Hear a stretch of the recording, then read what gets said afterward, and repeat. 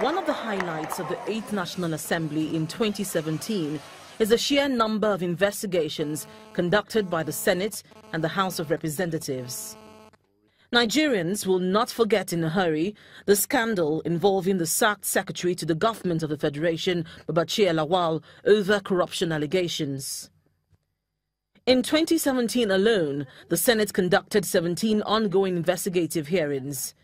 Notable ones among them are investigation of the various allegations leveled against the Inspector General of Police, the reappearance and reinstatement of the former chairman of the Presidential Task Force on Pension Reform, Abdurrashid Mina, humanitarian relief efforts in the Northeast, the standoff between the EFCC, NIA and DSS over the arrest of ex-NIA and DSS bosses. In the House of Representatives, some of the notable investigations include the promotion and reinstatement of Abdurrashid Mina, the Centenary City Project, the National Health Insurance Scheme, U.S. sex allegations against 3 lawmakers, and modern slavery and the death of 26 Nigerian women in Italy.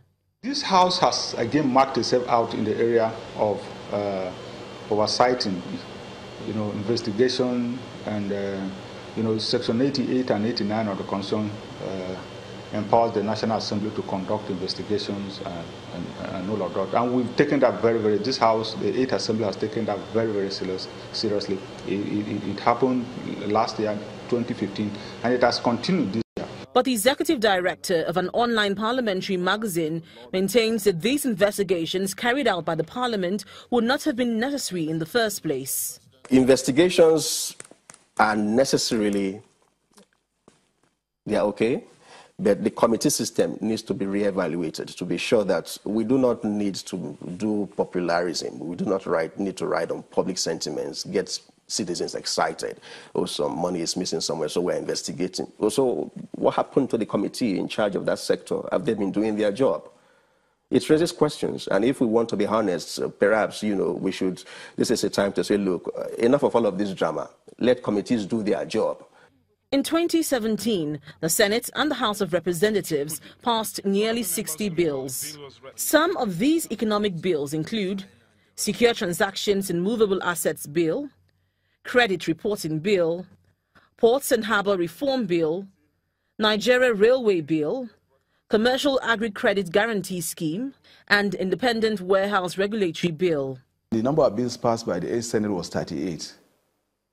Then the number of bills passed by the 8th Senate in form of concurrence from the House of Representatives was 41.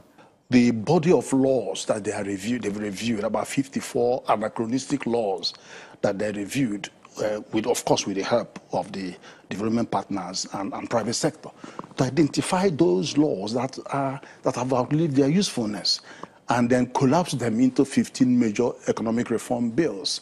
Now, that's very important. Some of them are electronic. In fact, some of them are bringing us to the frontiers of practice and international best practice. 2017 was also a year that finally saw the National Assembly open up its budget for scrutiny. Civil rights analysts also say the National Assembly was not alive to its responsibilities in the areas of budgeting and passing some critical legislation. What worries me the most is the lack of sensitivity of the issue of budget and the economy and how it affects the recession.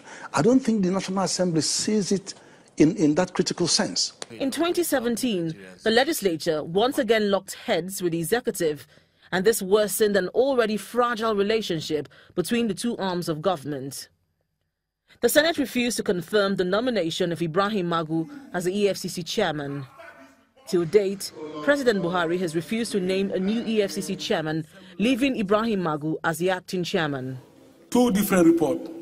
In 2017, the National Assembly again failed to pass the Petroleum Industry Bill, a key legislation intended to establish guidelines for the operation of the petroleum sector.